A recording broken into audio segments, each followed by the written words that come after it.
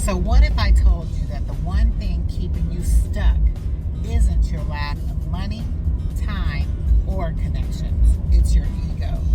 And here's the catch. You don't even think you have one. You think you're just strong, self-sufficient, grinding, you figure it out. But that independence you pride yourself on, it might actually be the mask that's holding your future hostage.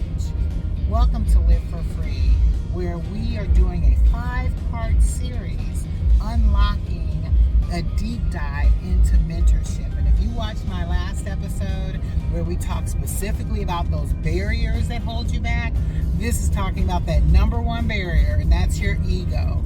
So let's jump right into it.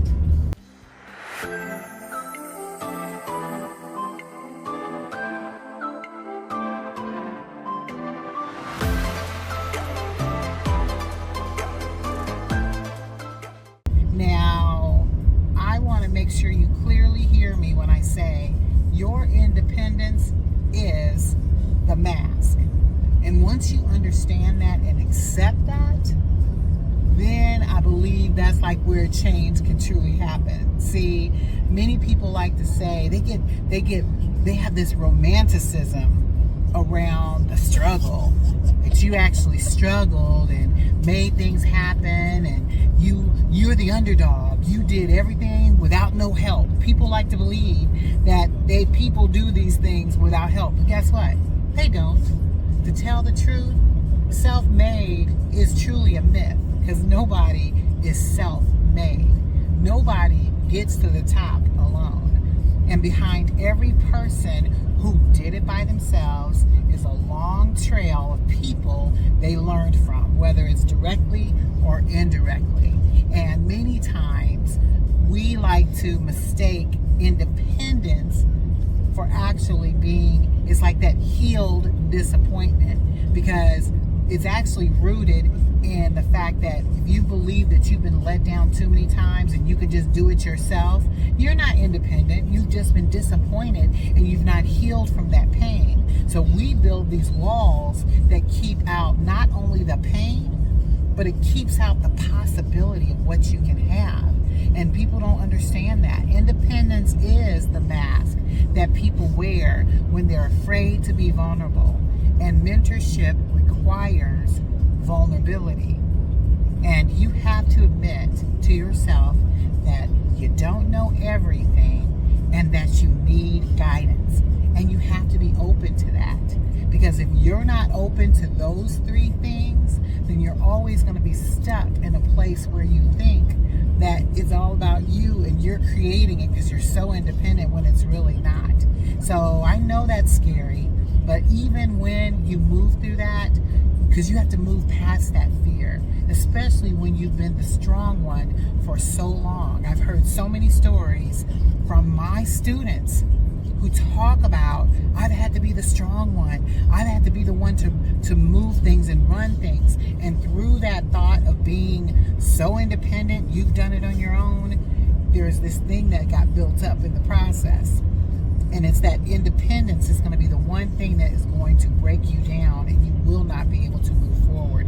You will miss opportunities because you refuse to see how those things are holding you back. So now that you sort of think now that how that independence is a mask, you now have to understand that your ego doesn't like being vulnerable.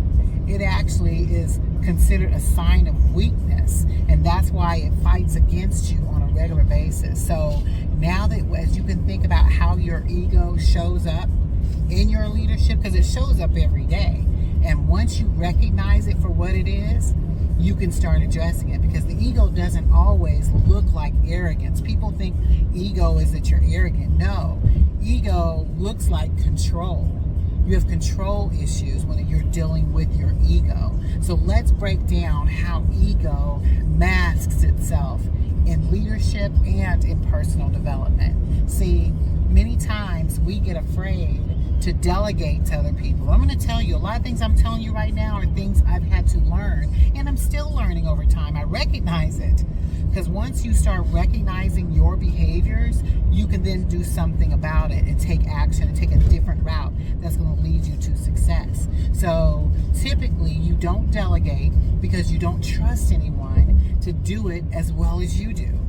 You feel and believe that nobody else can do it like you. And you even say to yourself, well, if I want it to be done excellently, I am the one who has to do that. But really, you're operating in a space of fear, of just releasing that control. You also don't like to ask for help because you think that if you ask for help, it's going to show that you're weak. But you're not weak. To ask for help is actually strong. You want to be a person who can do those things. But when you get to a place where you are taking this information and trying to do it by yourself, you are going to fail. And especially when you don't want to reach out to someone who can mentor you. And when you don't reach out in mentorship because you're telling yourself that you're going to wait till, it can be done by, you'll wait until you've done more, you got things lined up. Those are the type of things that are going to hold you back. And that's not humility. That's insecurity wrapped in ego. So once you understand how you've been built up, how your ego has been built up around a lot of insecurity and belief systems that you have in your head, you will not be able to move forward. And ego will always keep you stuck in the version of yourself that feels safe. Because that's what everybody wants to do, is they want to feel safe. And ego is going to keep you stuck in there. But it's also, as it keeps you stuck, then you're not going to be able to soar to where you really need to go. And that's where your mentor can serve you best. When you can allow your mentor to challenge that version of you. Because that's what needs to happen. That version of you needs to be challenged so that you can be aware of how you are being. And they stretch your standard. Once they stretch your standard, your business can go to the next level. They don't just upgrade your business when you have a mentor. They are there to upgrade your being. So how you are being will be upgraded when you have a mentor. And that is what's so necessary. And whatever cost, it should be worth it to you to be able to change how you are being to then benefit your business. So those are the great things that a good mentor will bring to you, is you can get past that. But that's why ego resists them. Ego resists mentorship because mentors are going to be the ones who are going to see past your performance. You might look good on paper. You might look good to the world. Oh my gosh, look what they're doing. They're so fabulous. They're so great. And looking at the performance. But your mentor, who knows deeper, is able to see through that and push you to a whole nother level of being. Because they're going to ask the tough questions. They're going to say, why are you really building this? Whatever it is that you're trying to build. What trauma are you compensating for? Why is it that you want to do that? That's about pulling that onion back and really getting to the heart of the why. Why do you do what you do? Because there's a source of why you're doing it. There's a root there. And that root you need to at least uncover and identify. And there's a reason why you hustle like you do. Why is that? Those are the tough questions that your mentor will bring out. And those questions, it's going to require honesty. And I'll say, a lot of people don't want to be honest. And I say that in the nicest way that I can. A lot of people, when you get into identifying those things about you that need to be corrected, because that's what God desires, is to humble you in that space so that you can be better, and a mentor can help show you that. And your ego hates that. So once you understand it, and I want you to hear, as you are looking at mentorship and looking at who you want to mentor you, when you start challenging and going up against them for these things, you need to ask why. Because that why is going to show you why you're stuck where you are. It's really 9 times out of 10, it's your ego. And you need to be able to get past that. So the power of partnership is so critical, because your mentor, they're the ones who are going to help. They're not going to slow you down. A lot of people get afraid they feel like they're changing my process, they're changing the way I'm doing things, they're going to slow you down. No, that mentor is going to actually set your pace. They're the ones who are going to actually help give you different perspective. And here's the truth.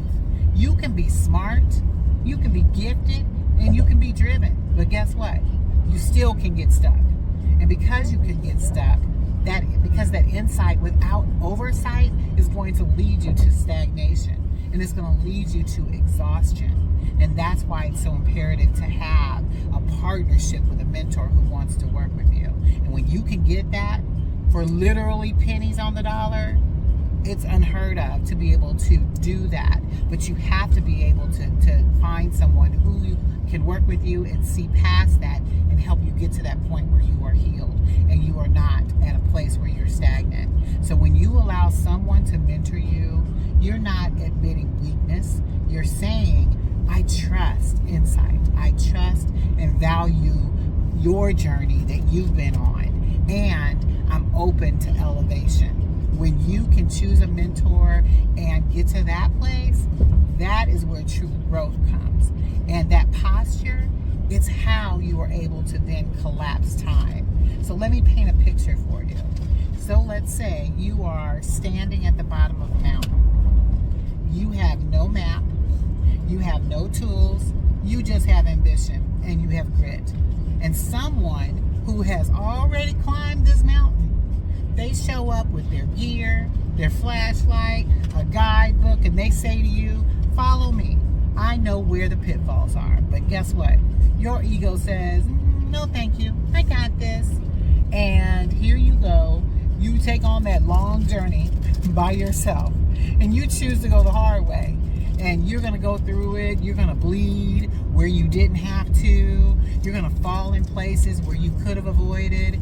And all because you wanted to say, I did that alone. Now, if that is how you are right now, and you believe that you are better off doing it by yourself, then I would say go ahead and give that a try. Because many times, and I'll just say as a mentor who has mentees working with me, you want people who are coachable. You want people still not to, because I like a challenge. I like challenges, clearly, but it shouldn't be so resistant on every point to where you're so stubborn and so hard-headed that you don't want to listen to good reason or be coachable.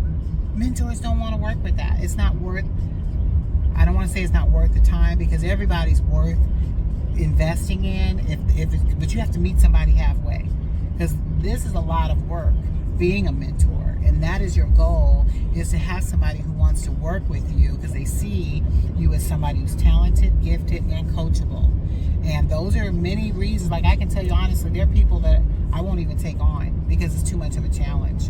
And I'm not up for that right now. Maybe later on when I can do one a year or something like that.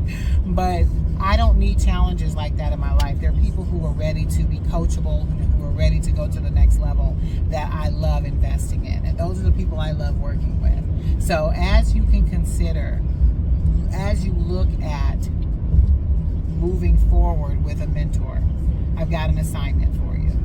Because your next level, if you truly are ready to go to the next level, is going to require you to surrender. So that's where I want to give your next assignment as you're listening to me and you really want a mentor to work with you.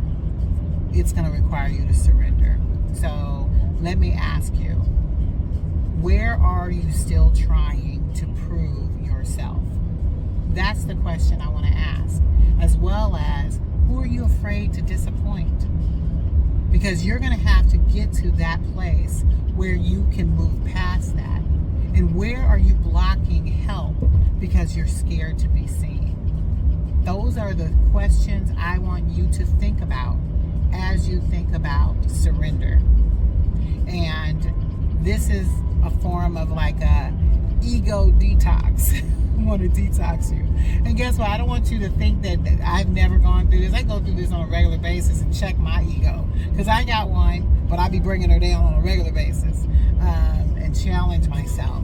And as you think about this detox, this is the real work that I'm requiring of you. Because your ego isn't your enemy, but it must be trained. You need to learn how to train it. And it needs to be reminded that you are safe to receive. Because that's what you're dealing with. You don't feel safe yet. And you are safe to be helped. And you're safe to not know it all. It's okay not to know it all. So once you can get to the point where your ego is trained, that's where I need you to be. Because the moment that you release the illusion of independence, you're going to step into flow, and you're going to stop striving, and you're going to start aligning. As you start doing those things, it won't be something that is going to be forced. You don't have to do that. You will simply be able to receive. And that is my prayer for everyone who's listening to me right now, is that you take that action and you take on that assignment.